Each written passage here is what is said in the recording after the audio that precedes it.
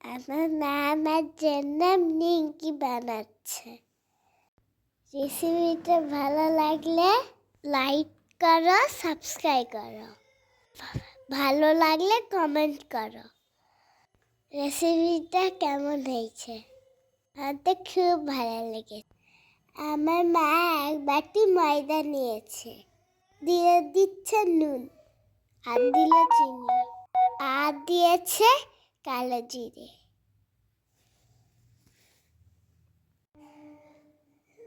আর দিয়ে দিচ্ছে 2 চামচ তেল। সবটা ভালো করে মাখতে হবে। মাখা হয়ে গেলে জল দিয়ে একটা ডো বানাতে হবে। শুকনো উপকরণগুলো মাখা হয়ে গেছে, এবার একটু একটু করে জল দিয়ে মাখতে হবে। ডোটা শক্ত না, নরম না, এইভাবে মাখতে হবে। মাখা হয়ে গেলে ডোটা ঢাকা দিয়ে রেস্টে রাখতে হবে। নিমকি বানানো খুব সহজ। আমি মিষ্টি পছন্দ করি, ওর জন্য মা অল্প একটু চিনি দিয়েছে। চাইলে তোমরা নাও দিতে পারো। ভালো করে ডোটা মেখে নিতে হবে যাতে নরম হয়। মাখা হয়ে গেলে লেচি লেচি কেটে নিতে হবে। ছুরি দিয়ে 2 ভাগ করে নিতে হবে। আরেকটা ভাগ নিয়ে বেলে নিতে হবে। বড় করে রুটি বেলতে হবে। রুটিটা খুব মোটাও না, পাতলাও না, মিডিয়াম করে বেলে নিতে হবে। ছুরি দিয়ে নিমকি মাথা কেটে নিতে হবে। বড় করে বেলা হয়ে গেছে।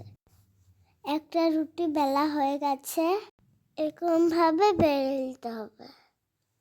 এবার একটা ছুরি বানিয়ে নিয়েছি, এবার ছুরি দিয়ে কেটে নেবে। প্রথমে এরকম লম্বা করে কাটতে হবে, পরে আড়াআড়ি ভাবে কাটতে হবে। সাইডে ছোটগুলো বাদ দিয়ে দিতে হবে, সেগুলো পরে ভেজে নিতে হবে। ছোট ছোট নিমকি মাথা কেটে নিচ্ছে। কাটা হয়ে গেলে একটা প্লেটে তুলে নিতে হবে। একবার এই রেসিপিটা করে দেখবে, আর কেমন হয়েছে জানাবে। সবগুলো কাটা হয়ে গেছে, সাইডে ছোটগুলো তুলে নিতে হবে। ছোটগুলো মা তুলে নিচ্ছে। কড়াইতে তেল গরম করতে দিই। বড়গুলো সাবধানে প্লেটে তুলে দিতে হবে। আন্টিরা, তোমরা কোথা থেকে দেখছো? এটা ছোট্ট নিমকি। তোমরা যদি বড় নিমকির রেসিপি দেখতে চাও তাহলে জানাবে। সবগুলো প্লেটে তোলা হয়ে গেছে, কড়াইতে তেলটা গরম হয়ে গেছে। এবার নিমকিগুলো সাবধানে দিয়ে দিতে পাল্টে লাল করে ভেজে নিতে হবে। নিমকিগুলো চিনি দেওয়ার জন্য কম ফুলেছে। তোমরা যদি চিনি দিয়ে না করো তাহলে ভালো ফুলবে। মা 2 বার ধরে কড়াইতে ভেজে নিচ্ছে। লাল করে ভাজা হয়ে গেছে, তুলে নিচ্ছে, কিন্তু মাছি হয়েছে। মাটা ভেঙে দেখিয়ে দিচ্ছে কতটা মাছি হয়েছে। এরপরে আমি অনেকগুলো খেয়ে নিচ্ছি। আমার এটা খেতে খুব ভালো লাগে।